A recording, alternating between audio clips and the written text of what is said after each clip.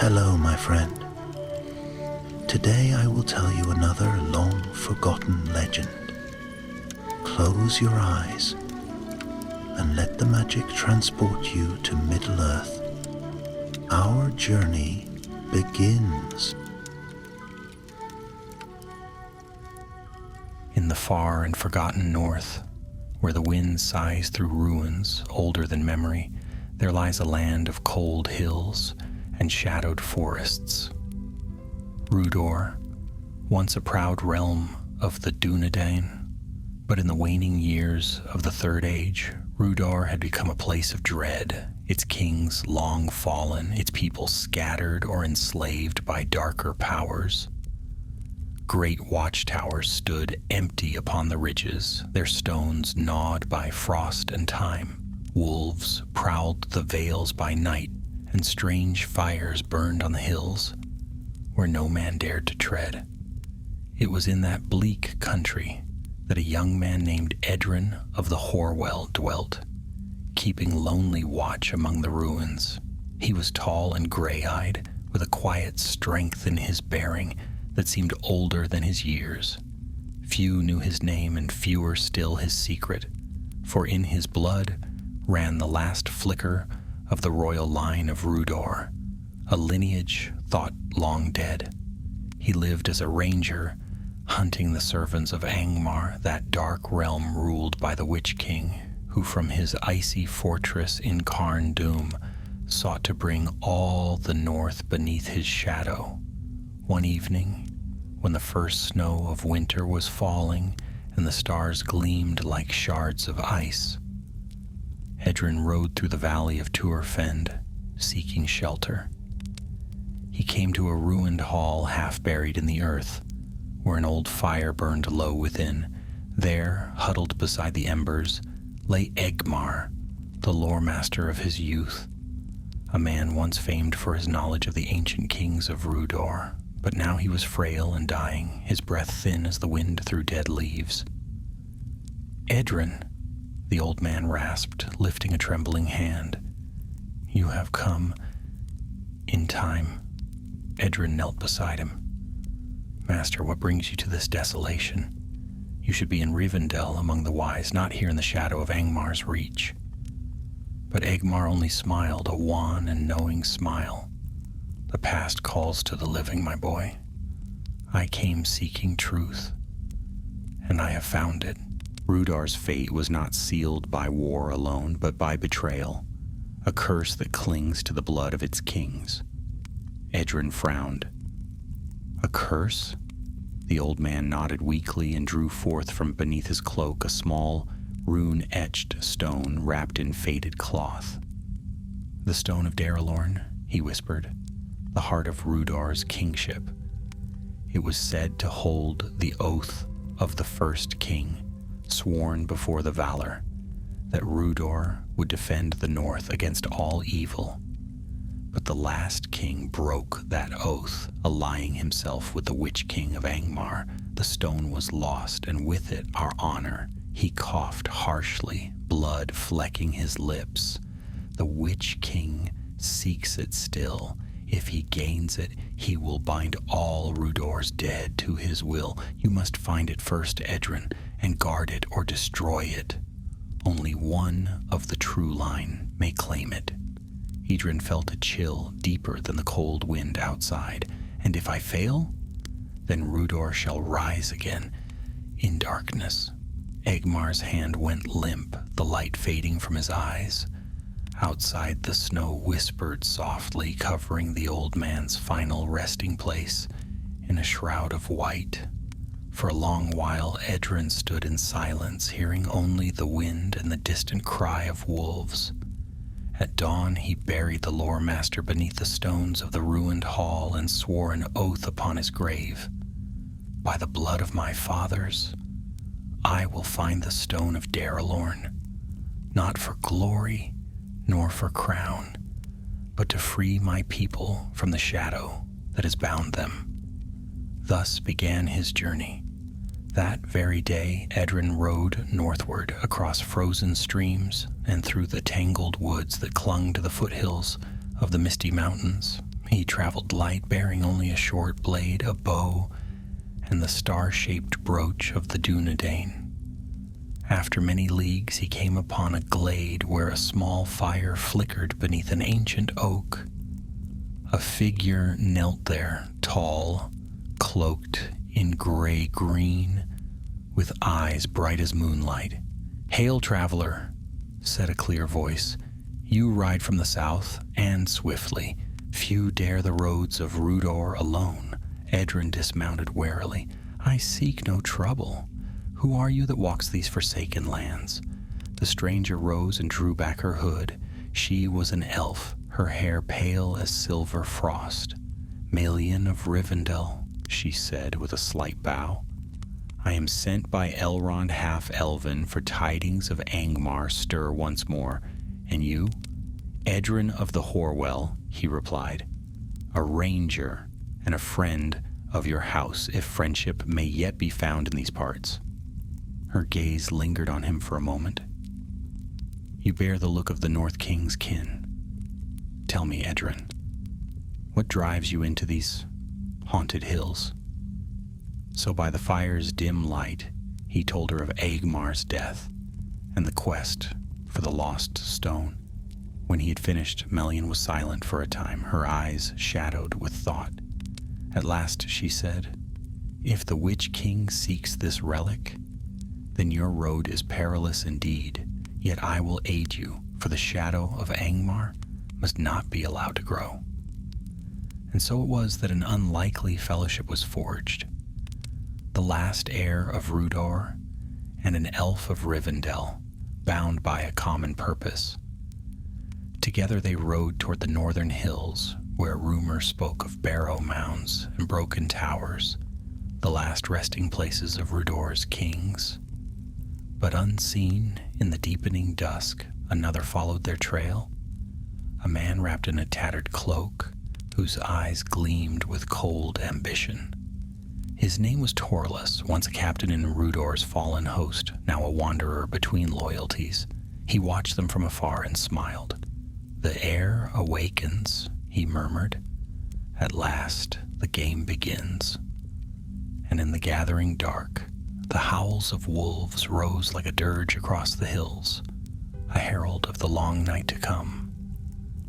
Snow fell heavier as Edrin and Melian pressed deeper into the northern vales. The hills of Rhudaur rolled like frozen waves beneath the pale winter sky, each crest crowned with a ruin or barrow mound. No bird sang here, no smoke rose from hearth or hall. Only the wind spoke, whistling through broken towers and hollow gates. Once long ago, this land had known proud banners and the music of horns. Now it was a graveyard of forgotten kings. They followed the course of the Horwell River, its gray waters half-iced, winding between cliffs that bore carvings of ancient runes. Melian read them softly as they passed, her voice low and musical. "The names of kings," she said. "Darelorn, Arvadan, Telmir the Tall, proud men of Númenorian blood, yet their glory was brief, for their hearts turned to pride, and pride to ruin." Edrin listened in silence. Each name struck a chord in his heart, as though some deep memory stirred within him. He wondered if beneath those hills his forefather slept uneasily, waiting for the day Rhudaur would rise again, or be utterly forgotten. By the third night they reached the edge of Tarl Stone, a broken fortress standing on a high ridge. Its gates hung twisted on their hinges, and black banners bearing the red eye of Angmar fluttered from the walls.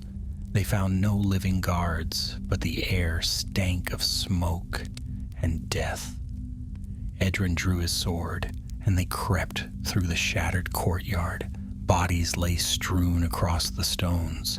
Hillmen, their armor rusted, and their faces pale with frost. Some had been cut down by swords, others by something far darker.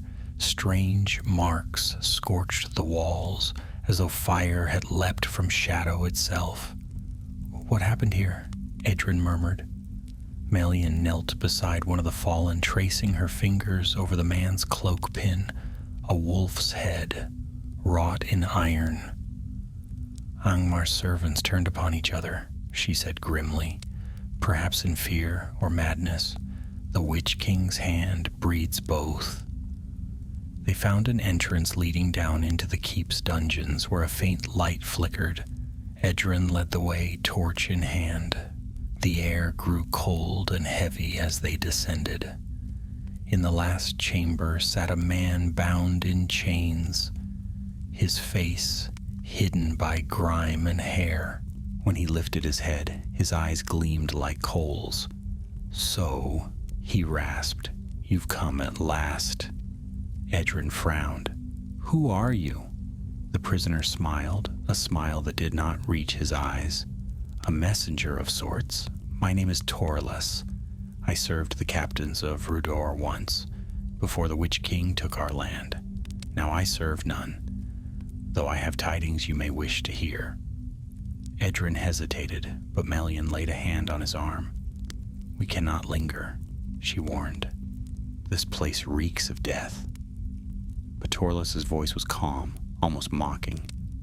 "The Stone of Darelorn," he said. "That is what you seek, is it not, heir of the Horwell? Do not be surprised now. I know who you are. The blood of kings is hard to hide." Edrin stiffened, but said nothing. Torlus continued. "The stone lies not in these hills, but in the barrow of Darelorn, far to the east, beyond the Iron Fells. The Witch King's servants dig there even now. They think to claim it for their master, but they do not know the tomb's wards. Only one of the true line can enter it and live." "How do you know this?" Melian asked sharply. Torlus laughed softly. "Because I helped them find it. I was their guide, but I escaped. Or rather, I was spared, so that I might bring this warning. The Witch King means to raise the dead kings of Rhudaur as his thralls. If he succeeds, no power in Eriador will withstand him." Edrin's torch flickered as a cold draft swept the chamber. "If you lie," he said, "I will see justice done." "If I lie," said Torlus, "then I am already damned. Take me with you, and I will lead you there. Leave me, and you will wander until the stone is lost forever." There was a long silence. Edrin's mind weighed doubt against necessity. At last he said, "You will come, but under watch. One false move, and you'll answer for it." Torlus bowed his head, his smile hidden. "As you wish, my lord." They broke his chains and left the ruined fortress behind, riding eastward beneath the cold stars. Days passed in silence, the land growing bleaker with each mile. Dark shapes watched from the hills, wolves or worse. At night, Edrin dreamed of ancient thrones buried under stone and a voice whispering from the dark, "The heir returns. The oath awaits." On the fifth night, a storm swept down from the mountains. Snow fell thick and fast, blinding their path. They took shelter in a half-collapsed tower overlooking the plain. Melian set a small fire, its light glimmering on her fair face. Torlus sat apart, sharpening a dagger. "Tell me," Edrin said quietly, "why you served Angmar." Torlus did not look up. "Because I was born here, because I was hungry, because the Witch King rewards obedience and punishes doubt. And perhaps," he added after a pause, "because I thought he might bring order where our kings brought only ruin." Edrin's voice hardened. "And now?" Torlus met his gaze. "Now I've seen what he truly is, not a king, but a shadow that devours all it touches. And if you are truly your forefather's son, perhaps you can end his claim on this cursed land." The wind howled through the broken stones. Melian's eyes softened, though her hand never left the hilt of her blade. "We shall see where your heart lies before the end," Torlus of Rhudaur. That night, as they rested, a low cry echoed across the snow, the hunting call of wargs. Edrin sprang to his feet, sword in hand. Shapes moved beyond the firelight, eyes gleaming red. The beasts came fast, snarling and snapping, their breath steaming in the cold. Steel flashed. Edrin struck the first down, while Maelion's arrows found their marks, swift and true. Torlus fought beside them, fierce as any wolf, his dagger sinking deep into fur and flesh. The last of the creatures fled, yelping into the dark, leaving crimson stains on the snow. When dawn came, the world was silent once more, yet the attack had left a mark upon them all. Maelion looked eastward where the first pale light touched the horizon. "They hunt for more than flesh," she murmured. "The shadow knows we are coming." Edrin tightened his cloak against the wind. "Then let it know we will not turn aside." Far off, lightning flickered above the iron fells, a pale, sickly light that did not belong to any storm.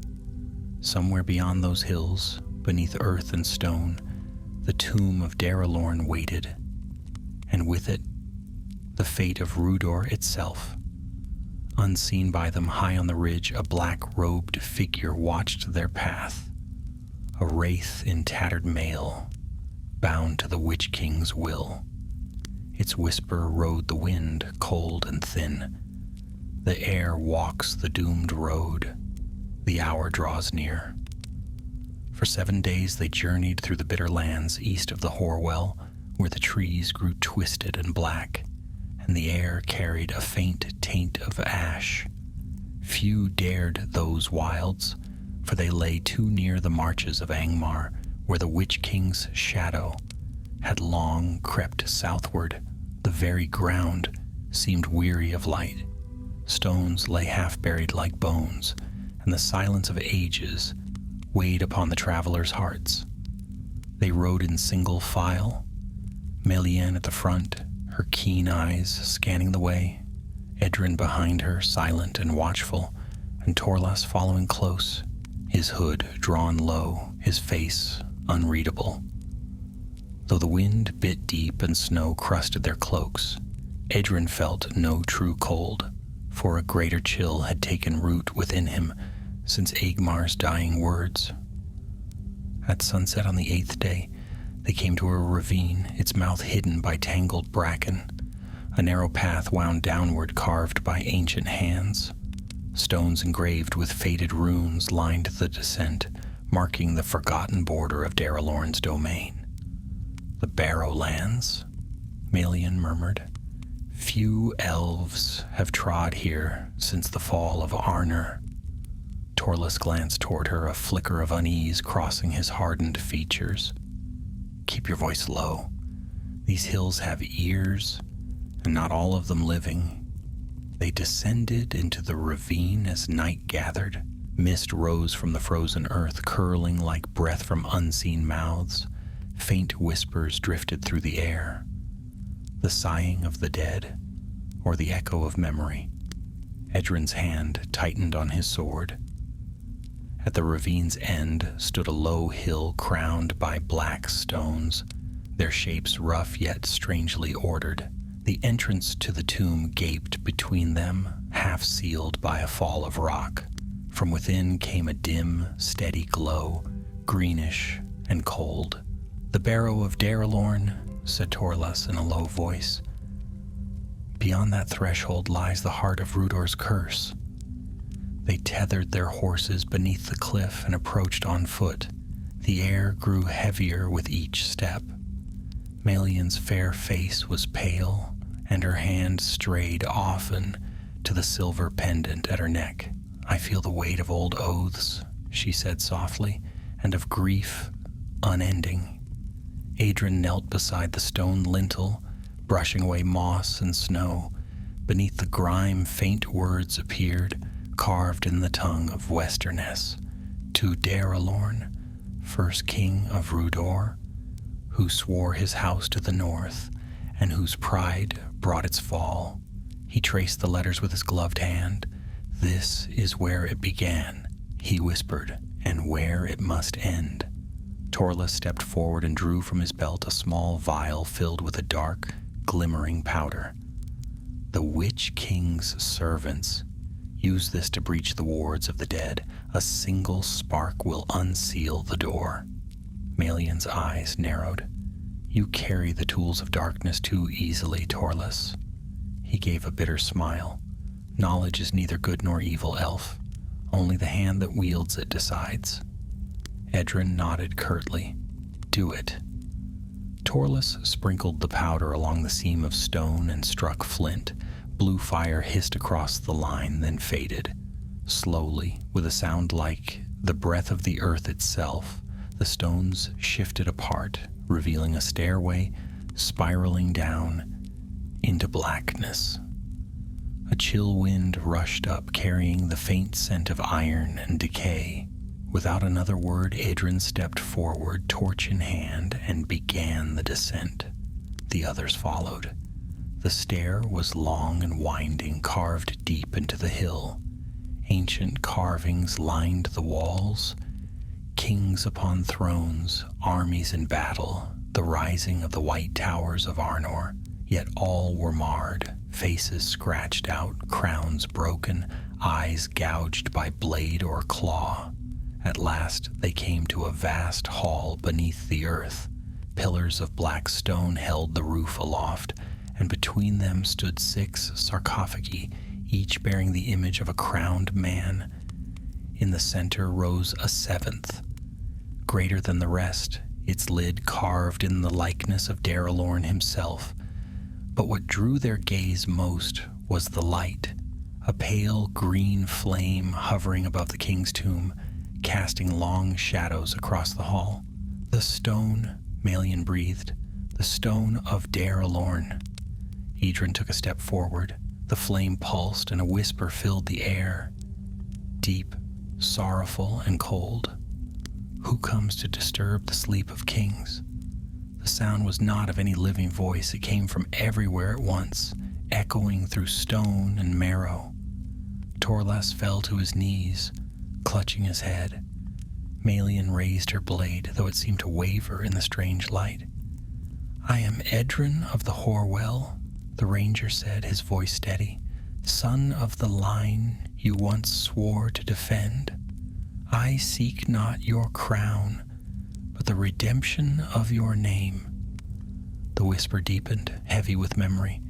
"Long have we waited for the heir to return, yet our oaths were broken, our honor consumed. Why should you claim what we forsook?" "Because the shadow grows once more," Edrin said. "Because the Witch King seeks to enslave even your spirits. I would see your rest restored, not your curse renewed." The light flickered, and the stone lids of the sarcophagi trembled. For a moment, all was still. Then the silence shattered. From each tomb rose a faint, wraith-like form, their faces pale as moonlight, their eyes hollow and cold. The dead kings of Rhudaur stood before them. Malion's voice faltered in awe. "They are bound still to the oaths of their blood." Torla stumbled backward, his dagger drawn but useless. "You said only one of the true line could enter and live." "I am still alive," Edrin answered, his gaze fixed on the shades. "Hold fast." The spirits drifted closer, circling him in solemn silence. Then, from the tomb of Daralorn himself, a darker shape arose, taller, cloaked in a shadow that swallowed the torchlight. Its voice was like stone grinding upon stone. "Heir of my house," it said, "do you claim the stone, and with it the burden of our sin?" Edrin felt the weight of 1,000 years pressing upon him, yet in his heart he saw the faces of his fallen kin, the ruins of their halls, the desolation that had followed their pride. "I claim nothing for myself," he said. "I would set you free." There was a sound like a sigh, long and deep. The wraiths wavered, their forms flickering. The green flame dimmed, and beneath it, revealed at last, lay a small black stone bound in silver bands, gleaming with an inner light. Edrin reached out and took it in his hand. Instantly a surge of power ran through him, cold, fierce, and ancient. Visions flashed before his eyes. The rise of Rhudaur, the wars of Arnor, the fall of kings, and the black banners of Angmar sweeping the north. Then came another vision of a tower crowned with fire and a voice of iron whispering his name. "Bring it to me, heir of ruin, and rule at my side." Edrin cried out and dropped to one knee, the stone burning like frost in his palm. Melian caught his arm, calling his name, but the light had already flared brighter, washing the hall in green fire. When it faded, the dead were gone. Only silence remained, and the faint echo of Darelorn's last words, "The heir's choice shall bind or break the north." Edrin rose slowly, the stone clutched tight in his hand. He looked to his companions, his face pale but resolute. "The Witch King knows," he said. "He calls for me even now." Torlus stared at him, fear warring with desire in his eyes. "Then we must flee before his shadow falls upon us." Melian shook her head. "We cannot flee. Wherever we go, he will follow, until the stone is claimed or destroyed." Edrin glanced once more at the tombs, then toward the stair that led upward. "Then we ride to the Iron Fells. There, this tale will find its end." Behind them, deep in the darkness, a low sound stirred, not the wind, but laughter, cold and distant. It followed them up the stair, echoing long after they had gone. The dead of Rhudaur had been awakened. And far to the north, in the citadel of Carn Dûm, the Witch King of Angmar turned his gaze southward and smiled. They rode out from the Barrowlands beneath a gray dawn, their cloaks heavy with frost, and the weight of what they had witnessed pressing on every thought. Behind them, the hill of Darelorn loomed black against the paling sky, and though no voice followed, all three felt the unseen eyes of the dead upon their backs. The air itself seemed changed, heavier, touched by something ancient and sorrowful. Edrin rode in silence, the stone of Darelorn bound tightly in cloth and hidden in the pouch at his breast. Yet even veiled, he could feel its pulse, faint, cold, like a second heartbeat, not his own. The relic's power whispered to him in fragments, not in words, but in the language of memory. The clang of swords, the roar of battle, the breaking of oaths. It was as though the spirit of Rhudaur itself stirred within the stone, restless and bound. Beside him rode Melian, her hood drawn close against the biting wind. Her keen elven eyes held both concern and wonder. "You carry a thing older than the towers of Arnor," she said quietly. "It remembers every hand that ever held it, and it judges them still. Be wary, Edrin of the Horwell. Few mortals could bear such a burden unscathed." Edrin nodded, though his gaze remained fixed upon the road. "I have no wish to wield it," he said, "only to keep it from the Witch King's grasp." Torlus rode behind them, his expression unreadable. He had spoken little since they left the tomb, and when he did, his words carried a shadowed weight. "The stone is power," he said once, breaking the long silence. "Power enough to raise a fallen kingdom, or to bind it forever in darkness. You cannot carry it without choosing which it shall be." Edrin turned into the saddle. "If I must choose, then I choose freedom, for Rhudaur and for all the north." Torlus gave a dry laugh. Freedom is a word men cling to when they have nothing else left, but words will not stop the Witch King's hand. Malion's voice was sharp as steel. And servitude is a word for those who have forgotten hope. The man said no more, yet his smirk lingered, curling at the edges of his mouth like smoke. They rode east for 2 days, following the river as it bent toward the mountains. The land grew harsher, rising into gray slopes of stone and scree. Storm clouds gathered over the iron fells, heavy with snow. By the 3rd night, the storm broke in full, and they sought shelter in a hollow beneath a leaning crag. Malion built a small fire, its glow faint against the driving wind. Edrin sat apart, his cloak drawn tight, the stone resting in his hand. The faint light pulsed within it, casting green shadows over his face. Visions danced in his mind, flashes of forgotten battles, broken banners, and a throne of black stone rising from ruin. Then came the voice again, soft and cold, threading through the storm. Heir of Rhudaur, son of ruin, you hold what was mine. Edrin's breath caught. Show yourself, he whispered, though he knew it was no living being that spoke. The air before him darkened. Out of the swirling snow, a shape took form, tall, hooded, its eyes burning faintly beneath a shadowed helm. The voice deepened, each word laced with command. You cannot flee from me.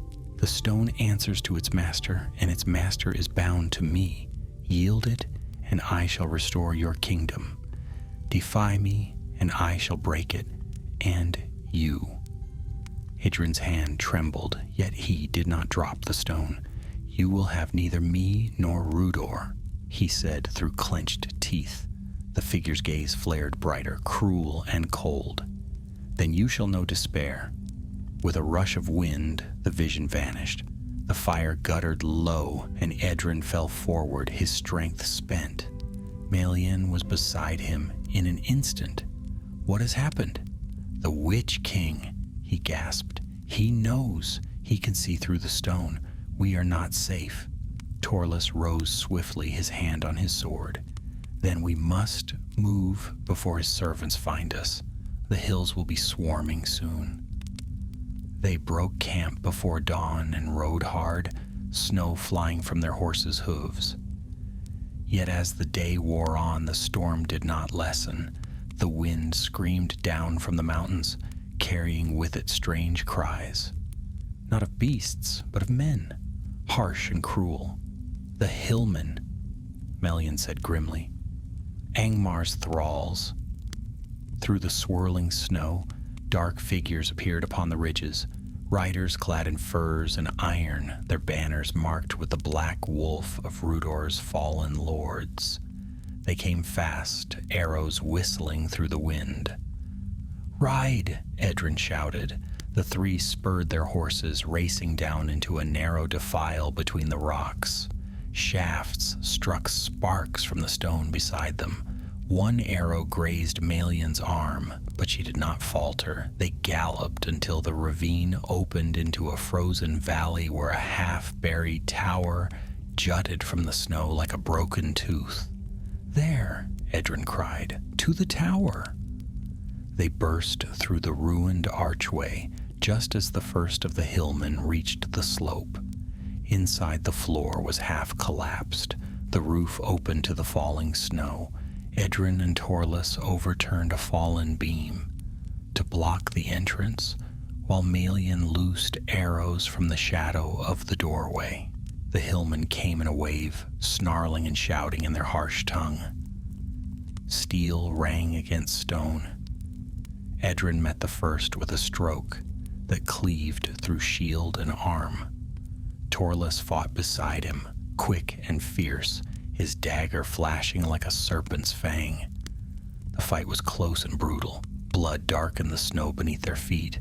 Then amid the clash, a horn sounded, deep and cruel. From the ridge above rode a tall figure in black mail, a helm shaped like a wolf's head upon his brow. His horse snorted steam and his eyes glowed red beneath the visor. Torles's face went white. "The Witch King's captain," he hissed.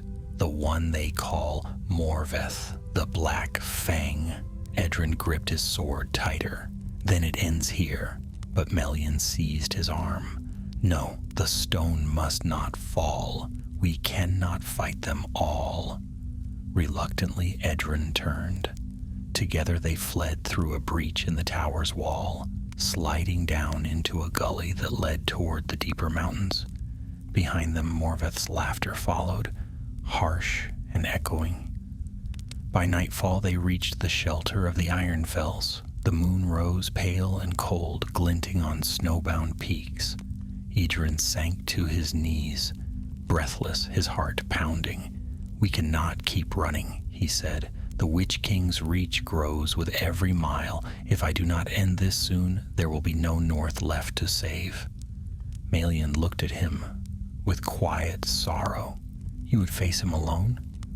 "I must. The stone is my burden." Torles stepped forward, eyes glinting. "Then let me come. I have walked in his shadow. I know his ways. Without me, you will not find the path to Carn Dûm." Edrin studied him for a long moment, then nodded. "Very well. But if you betray us, Torles, I will end you myself." The man smiled faintly. "Then may your sword strike true, my lord."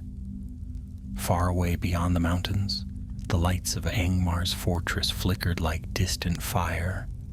The wind carried a single echo, the tolling of a bell deep within Carn Dûm.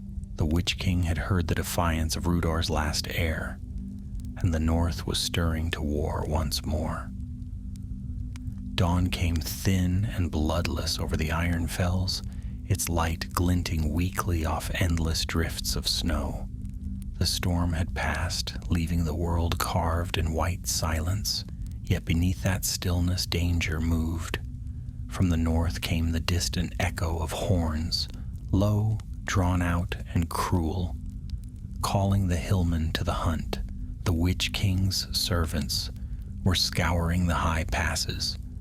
Edrin, Melian, and Torles had taken refuge in a cleft between two ridges, where an overhang of rock gave them meager shelter. Their horses stood huddled in the shadow, steaming faintly in the cold. Edrin crouched by a small fire, sharpening his sword with slow, measured strokes. The stone of Daralorn hung about his neck now, wrapped in cloth, hidden beneath his tunic. It pulsed faintly, as though alive. Melian sat across from him, binding the wound on her arm. The cut was shallow, yet the flesh around it had turned pale. "The arrows they use are dipped in grave ash," she said. "It burns longer than fire. Such craft comes from Angmar." Idrin's jaw tightened. "Then we are nearer to his reach than I thought." Torles looked up from where he sat at the cave's mouth, his eyes fixed on the white horizon. "Nearer still," he said quietly. "There are scouts upon the ridges. I saw their tracks before dawn." "Then we must move again," said Edrin, rising. "Every hour we linger gives them ground." Torles nodded, though there was a shadow in his gaze. "The way ahead lies through Thorlach Pass, a narrow road that cuts beneath the mountains and opens upon the valley of Carn Dûm. Few dare it now, for the Witch King's power holds sway there, but it is the only path." Melian frowned. "You know much of Angmar's lands, for one who claims to have fled them?" Torles met her eyes without flinching. "I learned what I must to survive. You will not live long in these mountains without knowledge of their master's ways." They broke camp as the sun climbed over the ridges. The day's march was long and treacherous. The trail wound between cliffs, crusted with ice, where one misstep might send rider and steed plunging into the void below. Wind screamed through the gullies and snow flurries swirled like ghostly wings. Yet all through that cold silence, Edrin felt the stones thrum against his chest, steady, insistent, as if guiding him onward. At midday they paused upon a ledge overlooking a deep valley. Far below, the frozen river wound like a serpent of silver beneath the snow. Beyond it, the black peaks of Angmar loomed, wreathed in mist. In their midst rose the dark tower of Carn Dûm, its iron spires glinting faintly in the pale light. "There lies the heart of it," said Melian softly, "the Witch King's throne. Few who look upon it return." Edrin's eyes narrowed. "That is where this must end." Torlus gave a bitter laugh. "End? There are no endings in Angmar, only the slow unmaking of all things. Do you think to stride into the fortress of the Nine and come forth unscathed?" "I think," said Edrin, his voice low but steady, "that if the stone was forged to protect this land, it may yet do so. But first, it must be purged of its corruption." Melian turned toward him. "How?" "In the fires that first blessed it," Edrin said. "The old songs say Darelorn swore his oath upon the flame of Aeluin, a sacred spring that once burned with light in these mountains. If that fire still lives, perhaps it can cleanse the stone." Torlus's gaze sharpened. "You speak as though you know where it lies." Edrin touched the pendant beneath his tunic. "The stone remembers. It whispers to me of places long buried. The flame is near beyond the pass." Torlus hesitated, and for an instant something flickered in his eyes. Something like fear or greed. "Then lead on, heir of Rhudaur," he said finally, "but be warned. Many have sought the flame of Aeluin. None have returned." They pressed onward into the narrowing path. The light grew dim as the cliffs closed around them. The wind died away, replaced by a deep and steady hum, a sound that seemed to rise from the stone itself.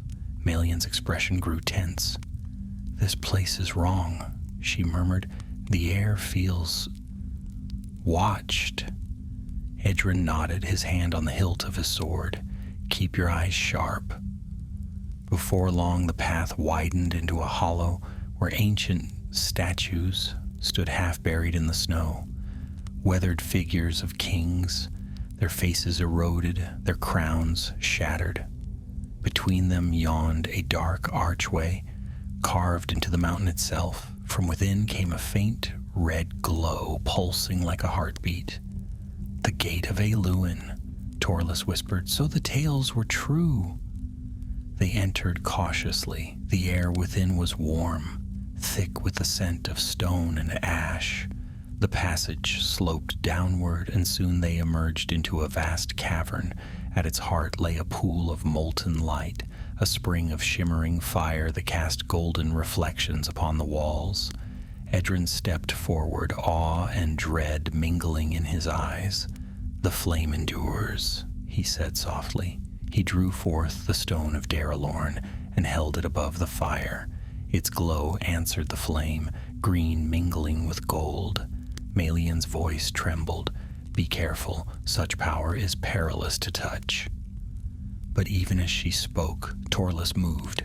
With sudden swiftness he struck, hurling Edrin aside. The stone flew from his grasp, landing near the fire's edge.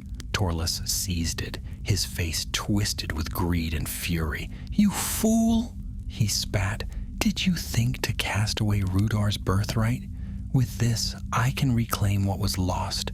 The Witch King will fall, and I shall rule in his stead." "Torlus!" Edrin shouted, rising to his feet. "You cannot wield it. It will consume you." But Torlus only laughed, lifting the stone high. Its light flared blindingly bright, then turned black. The cavern shook. From the shadows above, a deep, cruel voice rolled forth like thunder. "You dare to steal from me, mortal?" The air grew cold as death. A shadow gathered in the far arch, vast and formless, its eyes burning with malice. The Witch King himself had come. Torlus stumbled backward, his triumph turning to horror. "No, I meant only... You meant nothing," the voice hissed. "All wills serve mine." Dark fire leapt from the shadow's hand, striking Torlus full in the chest. He cried out once. One of them was gone. His body turned to ash that scattered on the wind. The stone fell from his grasp, rolling to Edrin's feet, its light now dim and sickly green. Edrin bent and seized it, his face hard with resolve. The Witch King's voice filled the chamber, echoing like iron. "You cannot flee, heir of ruin. The oaths of your fathers bind you still. Kneel, and you shall be spared." Edrin looked up, his eyes blazing with defiance. "I kneel to no shadow." Then with a cry he hurled the stone into the heart of the flame. A sound like thunder split the cavern. Light and darkness clashed, searing the air. The ground shook, and the fire rose in a column of blinding brilliance. The Witch King's scream echoed through the depths, a sound of fury and pain. When the light faded, the cavern was still. The flame burned pure and white now, and the shadow was gone. Edrin knelt upon the stone, his strength spent. Melian came to his side, her face pale with awe. "You have broken the chain," she whispered. Edrin looked into the heart of the flame where the stone had been. "Not broken," he said softly. "Set free." Outside, the first light of dawn touched the peaks of the Iron Fells. The long night of Rhudaur was ending, though what would rise from its ashes none yet could say. The dawn that followed was unlike any Edrin had ever known. It broke pale and slow over the Iron Fells, the air trembling with the faint echo of what had passed beneath the mountains. The fire that had blazed in the cavern still burned, though its light was softer now, a steady glow of gold and white, as if the mountain itself held a living heart.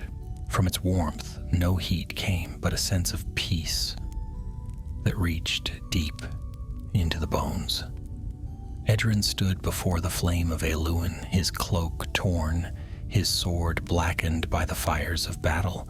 The echo of the Witch King's scream still rang faintly in his ears, though the shadow itself had fled.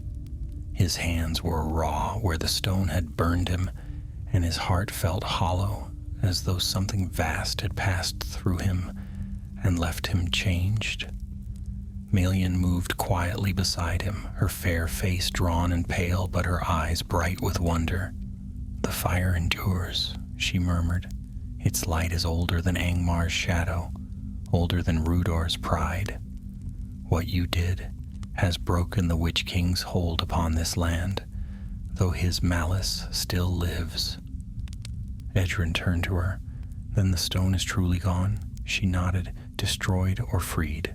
Perhaps both. Its power is no longer bound to the oaths of men." Edrin bowed his head. "Then Rhudaur's curse is ended." But Melian's gaze was grave. "Ended? No, the shadow will gather again in time. Evil does not sleep long in Middle-earth. It only waits. Yet for now, the land may heal. You have bought it that much." He looked toward the cavern's mouth where a faint line of daylight shone through the mist. "Then we must leave this place before it becomes our tomb." They made ready to depart, though the way was treacherous. Snow had drifted deep across the pass, and the air above still crackled faintly with the aftermath of the flame's wrath. Torlus was gone. No trace of him remained, but the ashes swept against the stone and a faint, lingering scent of smoke. Edrin paused once beside the spot where he had fallen, his face unreadable. "He was a man of Rhudaur," he said quietly. "Broken, but not without courage."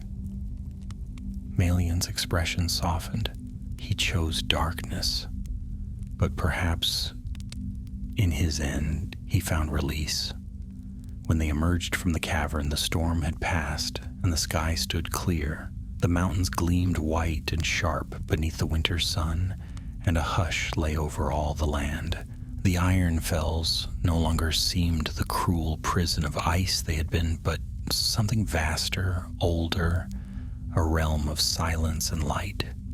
For many leagues they descended through ravines and snowfields, their path lit by the low sun. As they rode, Edrin felt the weight within him lighten, yet each time he looked toward the north, toward the shadowed peaks of Angmar, he felt a tremor of unease. For though the Witch King's power had been struck, he knew the war was far from done. By the second night they reached the high moors that marked the border of Rhudaur. There they made camp beside the frozen stream. Melian tended to their weary horses while Idran kept watch, sitting beside a small fire that hissed faintly in the wind. He stared long into the flames, his thoughts wandering far. At last Melian joined him. "Your eyes are heavy," she said. "You have not rested since the cavern." Edrin smiled faintly. "I feared a dream. The stone may be gone, yet its memory lingers in me." "Dreams are not all shadows," she said gently. "Sometimes they are the way the world remembers those who have shaped it." He said nothing, but his gaze softened. "You speak with the wisdom of your kind, Melian. I am only a man, and men's hearts are easily burdened." She smiled faintly. "Then lay it down a while. You have done more than most kings could dream." He looked up at the stars, bright and cold, above the moor. "I wonder if my forefathers watch still, and whether they will forgive what I have done." "They will," said Melian, "for you have done what they could not." Silence fell between them, but it was a peaceful silence. The fire burned low and the night passed without sound. When dawn came, they broke camp and rode westward, following the river toward the lands of the Dunedain. Days turned to weeks as they crossed the empty lands. Winter deepened, and the forests of the north lay sleeping under snow.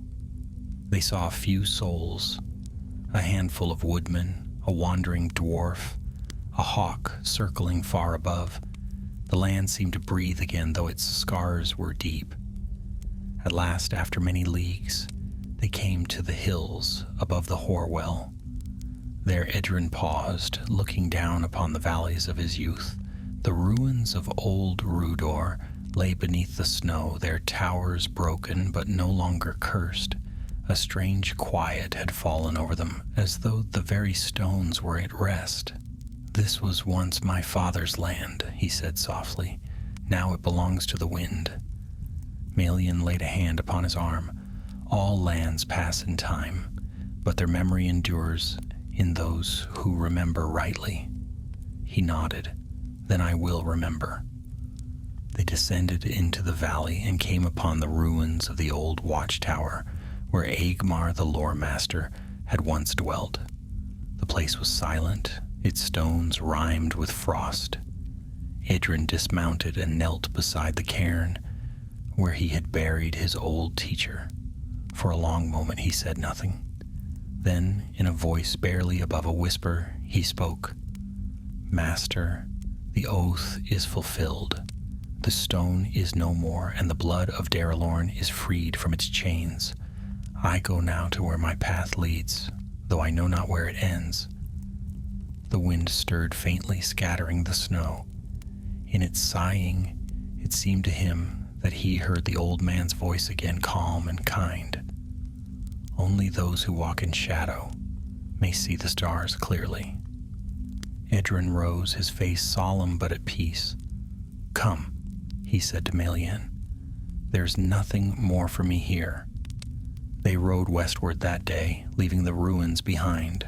The path wound through the long valleys of Eriador, where the snows melted into rivers that glimmered faintly in the sun. Sometimes they spoke little, sometimes of lighter things, of the seasons, of distant lands, of the halls of Rivendell where light never faded. When at last the valley opened before them, Melian drew rein. "Here our roads part," she said gently. "My people await me in Imladris, but your road leads on, south, perhaps, to the Dunedain or beyond." Edrin looked at her for a long while. "You have my gratitude," he said, "and more than that, my friendship. Without you, I would not have endured."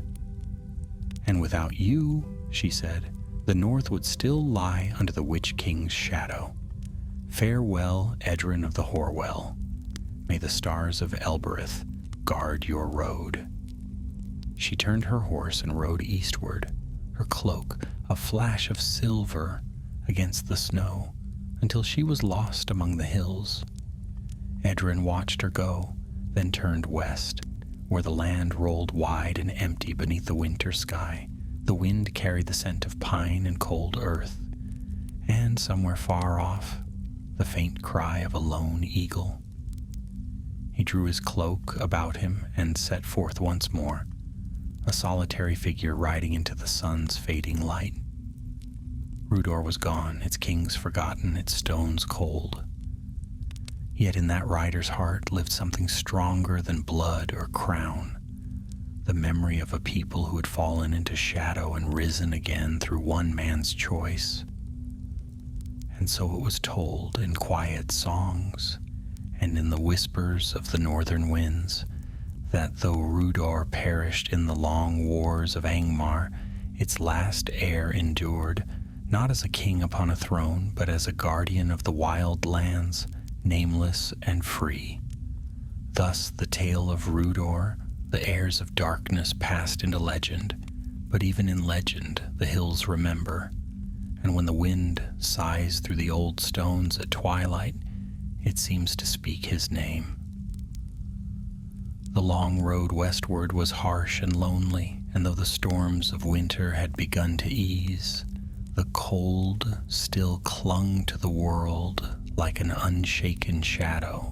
Edrin rode through empty vales where the snow lay deep and unbroken, and the wind moved with a mournful song among the ruined watchtowers of his people. He had known these hills once as a child, though even then they had been fading, hollow with silence and ghosted by memory. Now they seemed older still, their stones bearing the weight of 1,000 years of loss. Days passed without sight of man or beast. Once at dusk, he glimpsed a column of smoke far to the north, perhaps a band of hillmen or the lingering fires of Angmar's hosts retreating into their black fortress. He turned from that sight and pressed on southward through the forests that bordered the Weather Hills.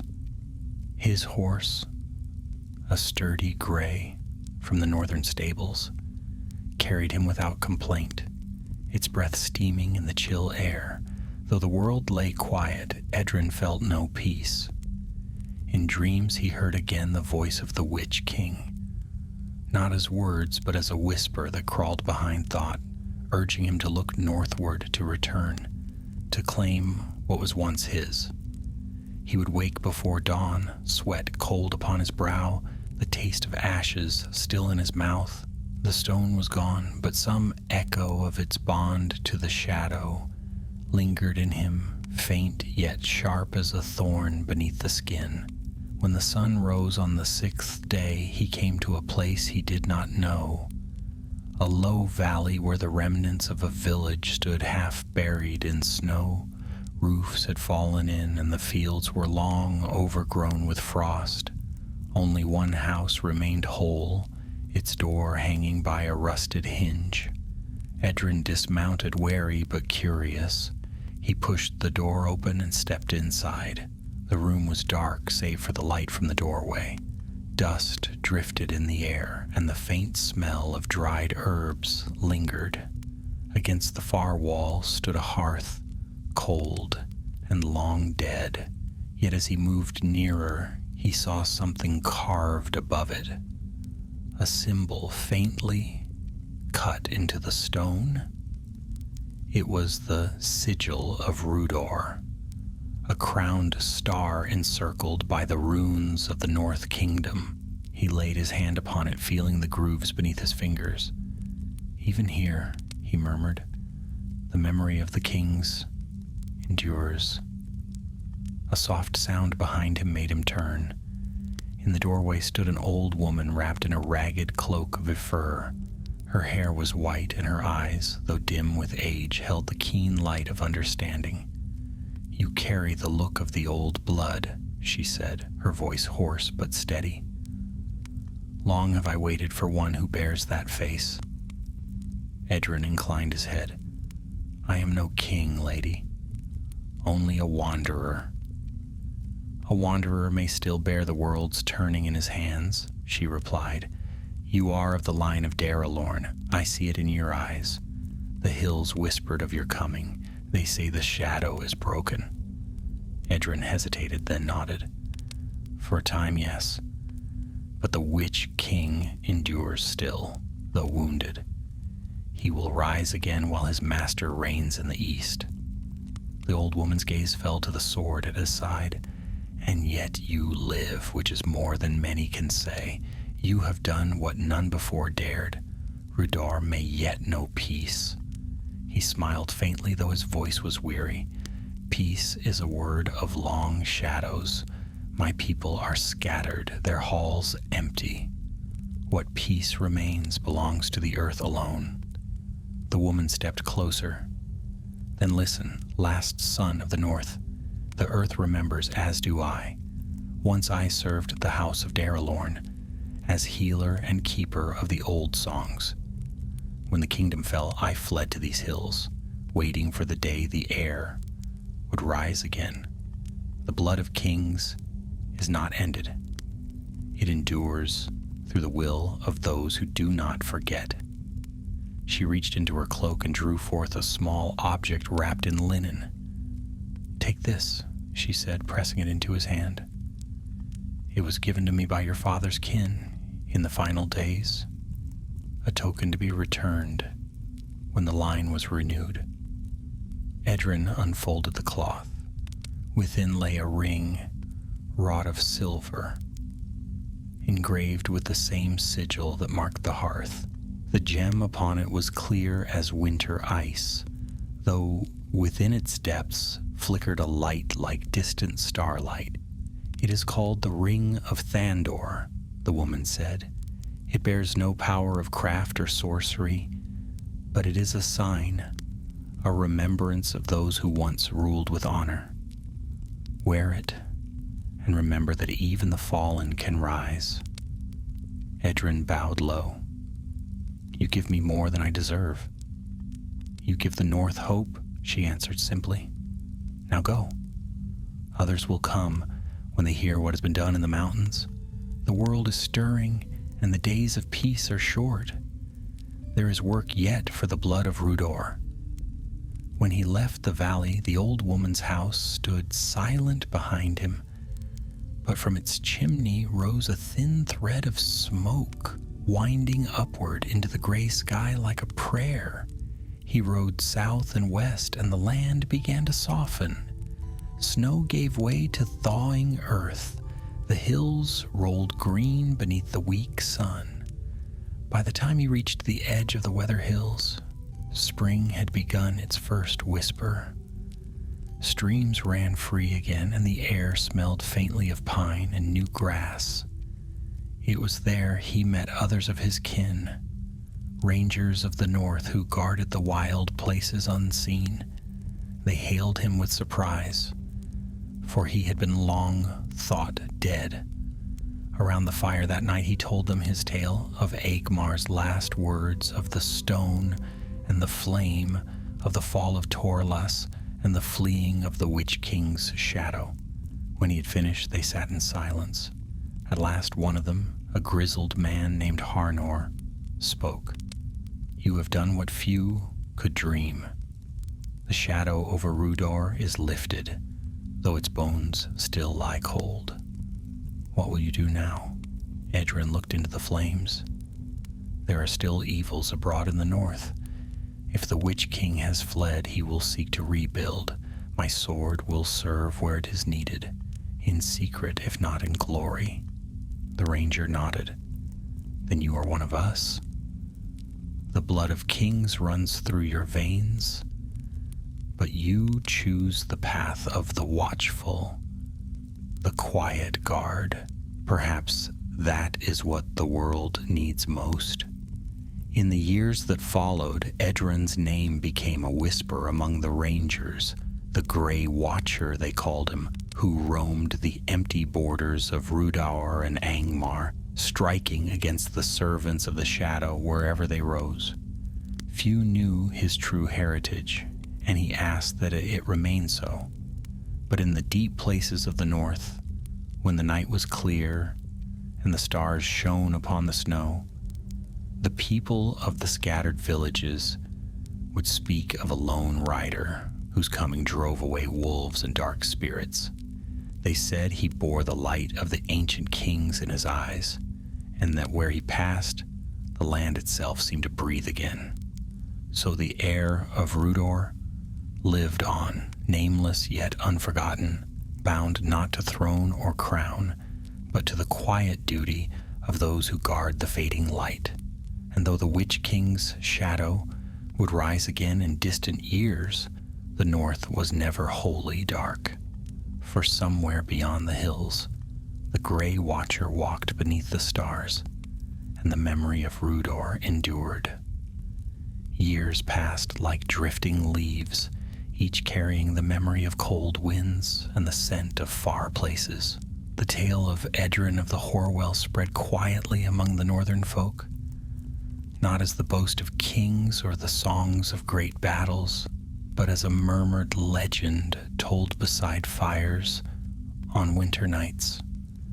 They said he was a ranger who had walked the cursed lands and returned, that he bore the last blood of Rhudaur's kings and carried still the sorrow of their fall. Yet Edrin himself spoke little of what had been. He lived as one apart, wandering the empty wilds between the weather hills and the misty mountains. Sometimes he fought alongside the Dunedain when raiders came down from the cold fells or when orcs crept from the dark passes, but often he walked alone, a shadow among shadows. The world changed slowly, as it always did.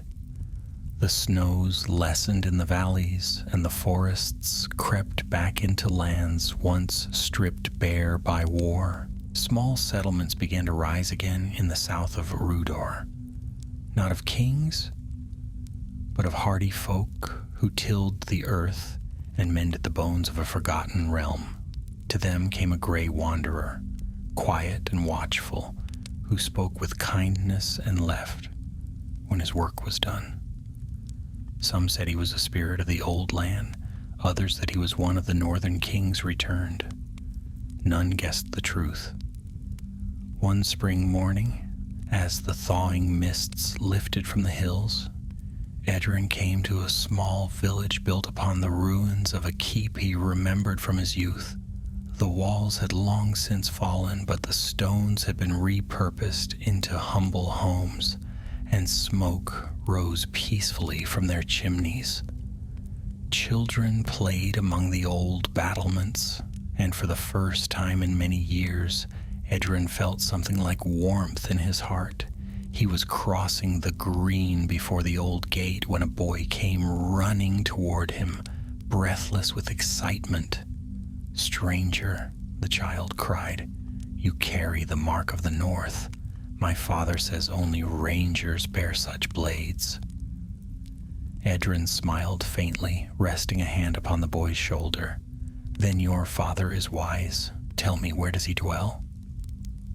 The boy pointed to a house near the edge of the village. "He is the warden here. Come, he will want to meet you." Inside the house, Edrin found a tall man with weathered hands and a face lined by both care and laughter. The man rose at once, offering a clasp of greeting. "You are far from the southern roads, friend. Few of your kind tread these lands now." Edrin inclined his head. "I wander where I am needed.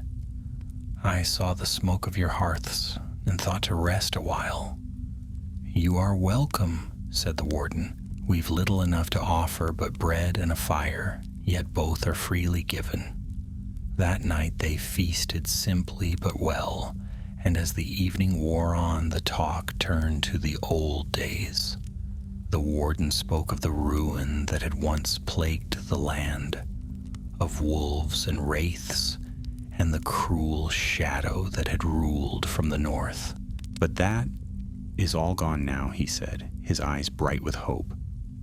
"Some say a hero rose in the mountains and broke the Witch King's curse. My father told me he saw a light upon the peaks, a flame that burned the night away." Adrian said nothing for a time, staring into the fire. Then quietly he asked, "And do the people believe this?" The warden nodded. "Aye. They say it was a sign that the darkness was not endless after all." Edrin's lips curved in a faint smile. "Then keep that faith. Light is a fragile thing, but when men believe in it, shadows lose their strength." Before dawn, he slipped away, leaving only a small token upon the warden's table, the silver ring he had been given by the old woman years before. It would serve better here among those who built anew than on the hand of one who walked in solitude. As he climbed the hill beyond the village, the first rays of the sun broke over the land, setting the fields aglow. The wind carried the laughter of children behind him. It was a sound he had not heard in Rhudaur since his youth, and it followed him long after he vanished into the trees. Summer came to the north, rare and fleeting. Edrin wandered deep into the wild country, between the Horwell and the Eton moors, where few dared travel. The days were long and bright, and he walked beneath the green canopies of ancient forests, where the leaves whispered secrets of forgotten ages. In those silent places he sometimes met the elves of Rivendell, wandering far from their hidden valley. Among them, once more, was Melian. She found him beside a stream at twilight, his sword laid upon the grass, his face turned toward the setting sun. "So," she said softly, "the Watcher of the North still keeps his vigil." Edrin turned, and a rare smile touched his lips. "Melian of Rivendell, I thought the sea would have called you by now." "Not yet," she replied. "There is still beauty in these lands, and friends worth seeing again." They sat together by the water as night fell, speaking little but understanding much. When at last she asked of the years since they had parted, he told her what he could. Of the rebuilding villages, the passing seasons, the quiet peace he had found in wandering. She listened with the calm grace of her kind, though a trace of sorrow lingered in her gaze. "You have given much, Edrin," she said, "but you walk ever alone. Will you not rest?" He shook his head. "The shadow is never truly gone. As long as it stirs, someone must watch." Melian's eyes glimmered in the starlight. "The world will remember you not as a king, but as one who chose the harder path. Yet even the watchers must sleep, lest the light within them fade." Adrian smiled faintly. "Perhaps one day, but not yet." Before she departed, she placed her hand upon his brow. "Then may the stars guard you, my friend. When the world is remade, perhaps we shall meet beyond the circles of it." And with that she was gone, her silver form vanishing among the trees, leaving only the faint shimmer of her passing in the air. Years turned again. The Witch King's shadow rose in distant lands, in Arthedain and beyond, and fell once more in the wars that followed. The world changed as it always did. Kings rose and kingdoms crumbled. Roads faded and new ones were built. But still in the northern hills, where no map was drawn, a lone rider could sometimes be seen upon the heights. a figure cloaked in gray watching the distant horizon. None knew his name, though some said his eyes were as old as the hills themselves. In the end, none could tell when he vanished or where he went. Some said he was buried beneath the stones of Rhudaur, his sword laid across his breast, his rest guarded by the whispering wind. Others believed he walked still, unseen, guarding the north from the shadows that forever threatened it. And so the tale endured, passed down through ages, of Edrin, last heir of Rhudaur, who sought not crown nor glory, but the redemption of his people. His name was seldom sung, but his deeds lived in the quiet peace of the valleys and the laughter of children who played among the ruins, proof that darkness, once defied, could never wholly return. And when the stars shone clear over the northern hills, the wind seemed to carry a faint voice upon its breath, gentle and proud. The oath is fulfilled. Rhudaur sleeps, but her spirit endures. Long years flowed like rivers down the slopes of time, carrying the memory of the Third Age toward its twilight. The north grew quieter with every passing season, and the ruins of Rhudaur sank deeper into the soil, swallowed by moss and silence. Yet among the scattered folk of Eriador, tales of the Grey Watcher endured, of a ranger who wandered the lonely hills, who came and vanished like a shadow when need was greatest, and whose eyes held the sorrow and strength of forgotten kings. No man could say with certainty where Edrin of the Horwell had gone. Some claimed he had ridden east beyond the mountains, seeking the hidden realms of old. Others said he had crossed the Lune to the sea, though it was not the way of the Dunedain to abandon the lands they guarded. Still others whispered that he walked unseen among the rangers, even now wearing a face changed by time. Whatever the truth, the land bore his memory as the earth bears the root of a fallen tree. In the deep north, where the winds of Angmar still howled across the peaks, the snows covered all things. There, beneath stone and frost, lay the ruins of Carn Dûm, blackened and silent, its towers cracked by the wrath of the world. But in the deeps below, where the Witch King had once ruled, something yet stirred. The darkness that had fled from Edrin's flame had not perished entirely. The malice of the Nazgul cannot die while their master's will endures, and though the Witch King's body had fallen in wars yet to come, the echo of his hate lingered. Beneath the mountains, shadows whispered of vengeance and of the lost heir of Rhudaur, who had defied the Nine. So it was that one autumn long after the breaking of Angmar, when the stars shone pale and far, a company of rangers rode north to hunt the remnants of dark things. Among them was a young man named Baranor, born of the Dunedain and schooled in the wild. He was quiet of voice, but keen of mind, and it was said he had found a sword of strange make buried in a drift near the Horwell. A blade gray as smoke, etched faintly with the sigil of a fallen kingdom. Baranor and his company made camp one night upon the very ridge where once Edrin had stood to look toward Angmar. The wind was sharp, and the stars burned cold. As the others slept, Baranor sat apart, turning the sword in his hands, tracing the worn runes along its guard. Daralornian, he murmured, heir of the north. He could not say why the words came to him, nor why they filled his heart with a strange longing. The fire beside him flickered, and for an instant he thought he saw movement beyond its light. A shadow, tall and still, standing among the stones. He rose swiftly, his hand upon the hilt. Who goes there? The wind sighed and the stars shivered in their courses. From the darkness came a voice. low, calm, and filled with the weight of ages. Peace, son of the Dunedain. I am no foe. Baranor's breath caught. The figure stepped into the firelight. A man clad in gray, his hair streaked with silver, his eyes deep and clear as winter skies. Upon his breast gleamed a brooch, wrought in the shape of a star, dulled by time, but unbroken. Who are you? Baranor whispered. The stranger smiled faintly.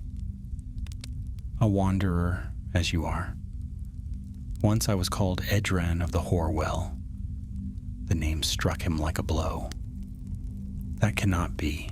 Edran died in the wars of Angmar, long ages past. Perhaps I did, said the man.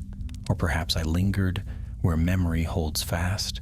The years mean little to those who walk in shadow. Baranor stared at him, wonder and disbelief warring in his heart. Then it is true. You broke the Witch King's curse. I played my part, said Edran. The curse was broken by fire, but the fire must be tended, else the dark will creep once more. He knelt and drew a line in the ash with his finger. Angmar is fallen, but its seed lies buried deep. There are whispers still in the mountains, wraiths without names, bound by the echoes of his will. You and those who come after must guard against them. The North must never forget. Baranor looked down at the sword in his hands. And this blade, it was yours. Edrin's eyes softened. I, Hatheril, the Grey Flame. It has served the line of Darelorn since the first king swore his oath beside the Horwell. Keep it now, for you are of that line, though far removed. Baranor's heart stirred. Then the blood of Rhudaur still flows? Edrin smiled, though his gaze turned distant. Blood is but water in the end. What endures is the will to stand when others fall. He rose and turned toward the north. The firelight glimmered on his cloak, and for a moment it seemed to shimmer like the silver leaves of Imladris. The time comes when the world will face a darkness greater than mine. When that day arrives, remember the North. Remember the oaths of old. Wait, Baranor called. Will I see you again? Edrin looked back, and his voice was quiet as falling snow. In the songs of the hills, perhaps, in the whisper of the wind at dusk. Then he was gone, fading into the night, as if the world itself had breathed him away. Baranor stood long after, the sword heavy in his hand, the fire crackling low. When dawn came, the other rangers found him still awake, his eyes distant, his face pale. He said nothing of what he had seen, but they marked that he wore a new calm, as though some ancient weight had been passed to him. From that day, he bore the sword Hatheril into every battle, and under his watch, the wilds of the north grew safer. Yet sometimes when the wind rose from the iron fells, he would turn his face toward it, listening, and a faint voice seemed to echo across the hills. Guard the light, son of the north. In later ages, when the kingdoms of men were renewed and the king returned to the throne of Gondor, the rangers of the north came forth again, proud and unbroken. Among their banners was borne a single star, crowned in silver, the sigil of Rhudaur reborn, not as a realm of kings, but as a memory of those who had endured through ruin and shadow. And the minstrels of the new age sang softly of the last heir who had walked the frozen lands alone, who had defied the Witch King and freed his people's ghosts. They said his spirit still wandered the far hills, unseen but ever watchful, where the winds of the north blow cold and pure. Thus the legend of Edrin the Grey Watcher passed into the lore of men. A tale of courage in dark times, of a kingdom lost but not forgotten, and of a man who bore no crown, yet kept the faith of kings. and when the snows fall upon the ruins of Rhudaur and the stars gleam above the iron fells, travelers swear they can hear a voice carried on the wind, quiet but steadfast. The oath holds still. The north endures. The age of kings waned, and the long quiet of the north deepened. Time rolled over the hills of Rhudaur like mist, softening ruin into legend and legend into dream. The Horwell still wound through the empty vales, cold and steadfast, whispering of days when proud towers had mirrored its flow. In the south, new realms of men rose and thrived, yet the northern lands remained a place apart, wild, forgotten, and haunted by memory. But the world does not forget its guardians. When danger came again, it came first to the lonely places, to the barrow fields where the stones leaned like tired sentinels, to the black pine woods where the night voices murmured. It began as rumor. Travelers vanishing near the weather hills, strange lights moving among the ruins of ancient keeps, beasts that would not cross the river after dusk. In the autumn of that year, Baranor, captain among the rangers, returned from a journey to Rivendell. His hair was streaked with the silver of early age, yet his step was strong, and at his side hung the gray sword, Hatheril. He rode with 3 companions, bound for the northern watchposts, but as they reached the borders of old Rhudaur, they found the land strangely still. Too still, Baranor said, dismounting to study the ground. Frost silvered the grass, though the sun had not yet set. In the distance, a flock of crows circled above the mounds. Something stirs beneath the earth. His second, a woman named Artha, knelt beside him. The old tales spoke of wraiths that haunted these barrows. Could they walk again? Baranor's gaze darkened. If the dead rise, it means the shadow that bound them has not wholly died.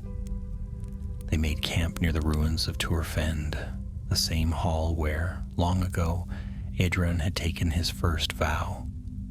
The moon rose pale above the crumbling stones, and the wind came moaning through the gaps. The rangers spoke little. Each man and woman there had heard the stories of the Grey Watcher, of how he had cast down the Witch King's relics and vanished into the snows. Many wore the silver star of Rhudaur in his honor. When the night grew deep, Baranor took the first watch. He stood upon the wall, eyes fixed northward. The stars wheeled slowly above him, and the chill crept through his bones. Then, faint as a sigh, a voice came on the wind. Baranor. He turned sharply, hand on his hilt. The ruins lay silent. Only the snow moved, whispering over stone. "Who calls?" he demanded. A shadow moved at the edge of sight, tall, cloaked, its form half lost in mist. Baranor stepped forward, heart pounding. "Edron," he breathed. The shape paused, and for a moment he thought he saw a face, stern, noble, yet worn by sorrow. Then the mist thickened, and it was gone. The wind rose in a sudden gust, scattering snow into the air. When the dawn came, Baranor told the others what he had seen. None doubted him. The name of Edran was sacred among them, and his spirit was said to walk when the north was in peril. By midday they reached the barrow fields. There the air hung heavy, and the earth itself seemed to shiver. Fissures had opened among the mounds, and from them seeped a cold vapor that smelled of iron and stone. "Something has broken the wards," Artha said. Baranor drew Hatheril, and its blade gleamed faintly, as if answering some unseen challenge. "Then we seal them again, or die in the attempt." They entered the largest barrow, forcing aside a fallen slab. The darkness inside was thick, almost solid, and their torches sputtered as if struggling to live. The passage led downward, twisting like the throat of some buried beast, until at last they came to a wide chamber. There, upon a cracked sarcophagus, lay the bones of a king, a crown of rust upon his brow, and before it, kneeling, was a man clad in black. He turned at their approach, and Baranor felt the blood in his veins turn cold. The man's face was pale as ash, his eyes bright with fevered light. "You come too late," he said. "The heir of Darelorn returns, and through him the kingdom shall rise again." Artha raised her bow. "Who are you?" The man laughed softly. "I am the voice of the forgotten. I am Torlus reborn." Baranor's heart clenched. Torlus died long ago. His ashes were scattered. "His body died," said the shade, "but his oath endured. I am bound to Rhudaur as surely as your blood binds you to it. The Witch King's power fades, yet the hunger he fed still stirs. The kings of Rhudaur shall rise, not as wraiths, but as lords once more." "Never," Baranor said. "That line ended with Edran." "Did it?" Torlus smiled, and for a heartbeat the chamber seemed to darken. "Ask the sword you carry, ask it whose hand forged it, and whose will it truly serves." The air grew heavy. Shadows crawled along the walls, taking on the shapes of long dead warriors, their eyes hollow and cold. The torchlight dimmed, until only Hathoril's glow remained. Baranor's grip tightened on the hilt. "You twist truth, shade. The blood of kings serves no darkness." Torlus raised a hand. "Then prove it." The shadows surged. Spears of black mist struck like serpents. The rangers fought in the gloom, their blades flashing. Baranor swung Hathoril, and each stroke burned the dark away. Yet for every shadow he slew, another rose. The chamber thundered with echoes of battle, with voices that cried in the ancient tongue of Rhudaur. At last Baranor stood alone. His companions lay unmoving, their faces pale but peaceful, their spirits untouched. Torlus stood across from him, his form wavering like smoke. "You cannot kill me," the shadow said. "As long as the name of Rhudaur endures, so shall I." Baranor's breath came hard, then let Rhudaur rest. He drove the sword through the crown upon the tomb. Light erupted, pure and searing, filling the barrow. The shadow screamed. A sound of grief and fury mingled, and was torn apart like mist in a gale. The walls shook, stones crashing down, but the light did not fade. When the silence returned, Baranor knelt among the ruins. The crown was gone, melted to dust, and Hathoril lay dull and lifeless at his side. A voice came faintly to him then, clear and calm as morning. "Well done, son of the North. The oath is kept." He looked up and thought he saw for the last time the figure of a man in gray, standing among the falling dust. The star upon his breast shone once, then vanished like a spark into the dark. Baranor rose, weary but unbroken. He gathered his fallen comrades and carried them into the light of day. The air outside was clean and cold, the mist lifting from the fields. The barrows were silent once more. In the days that followed, he sent word to the Dunedain.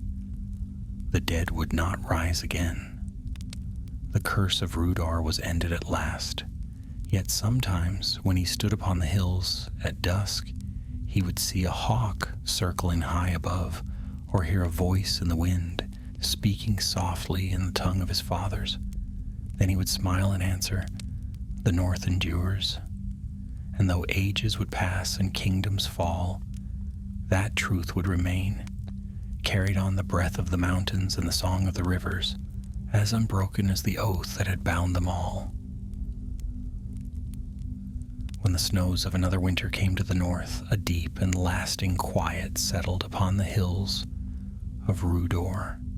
The air was clear as crystal, and the stars seemed brighter than in any age before, as if the heavens themselves kept vigil over the lands once lost to shadow. Where once ruin and dread had reigned, there now lingered only the breath of memory and the faint pulse of new life stirring beneath the frost.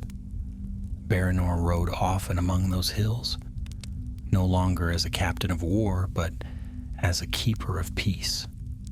His hair was touched with silver, and his face bore the calm of one who has seen both the terror and grace of the world. The sword Hatherel lay quiet in its scabbard, its glow long faded since the day it struck the last shadow of Torlus from the barrows. Yet he bore it still, not as a weapon, but as a remembrance. Wherever he passed, the folk of the scattered north welcomed him. The woodmen of the Weather Hills would bring him bread and mead. The herdsmen of the Horwell would light their fires when they saw his gray cloak upon the ridges. To them he was not a captain or king, but something older, a warden, a protector of the old north. And in the evenings when the fires burned low, the elders would tell their children tales of Edrin the Grey Watcher, who had once walked these same roads. They said that through Baranor his spirit endured, not as a ghost, but as a light in men's hearts that could not be quenched. One night as Baranor made camp upon the heights of Tarl Stone, a strange stillness fell over the world. The wind ceased, the stars dimmed, and a pale mist rose from the valleys below. From the mist came a voice, not fearful, but gentle, filled with a calm that made his heart tremble. Baranor of the North, it said, long have you kept the watch. The hour has come to lay down your burden. He rose slowly. Before him stood a figure in gray, tall and silent, beneath a cloak that shimmered faintly in the starlight. The hood was drawn low, yet even through the shadow he saw the faint gleam of eyes clear and bright as morning frost. Idrin, he whispered. The figure nodded. You have done what I could not. You have made the peace endure. The oath that bound our house is fulfilled. Baranor's voice was quiet, yet there is still darkness in the world. In the east, new shadows rise. The work is never done. Edrin's eyes softened. So it has ever been, and so it will ever be. But the burden does not rest upon one man alone. Others will come after, and in their hearts the light will live if you pass it on. He stepped closer, and the mist seemed to part around him. You are of my blood, though many generations stand between us. To you I leave what remains of my house, not its crown, for that is dust, nor its walls, for they are long fallen, but its purpose. Guard the north while you may, then let the wind carry your name as it carried mine. Baranor bowed his head. I will. Edrin reached out his hand. The touch was light as air, yet it burned with the warmth of life. Then farewell, my son of the long road. May the stars of Elbereth shine upon your path, and when you rest, may you find me beyond the circles of the whirl. The mist faded. The dawn came red over the peaks, and Baranor stood alone upon the height. Yet in his heart there was no sorrow, only peace. Years turned once more, and Baranor's tale too passed into song. He rode until the day his strength left him upon the very banks of the Horwell, where the water sang softly as it had in the days of his forefathers. When the rangers found him, he was seated upon a stone, his cloak wrapped about him, his eyes closed as though in sleep. Hatherel lay across his knees, and on his hand shone the ring of Thandor, gleaming faintly in the sun. They buried him there beneath a cairn of white stones overlooking the river, and carved upon the largest of them was a single line in the tongue of the north. The watcher sleeps, yet the north endures. After that, no shadow troubled those hills for many generations. The villages grew into towns, and the towns into small strongholds. The Dunedain still walked the wild, but their burden was lighter, and the name of Rhudaur was no longer spoken in fear.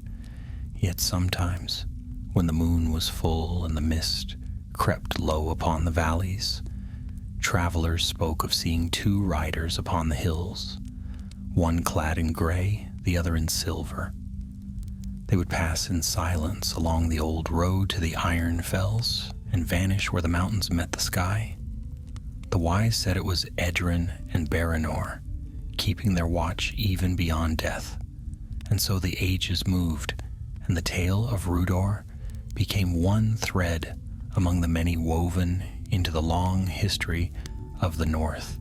In Gondor, bards would sing of great battles and the kings who had ruled from thrones of white stone, but among the rangers, the truer songs were quieter, songs of the lonely watchfires, the oath kept through ruin, and the courage of those who guarded the unseen roads.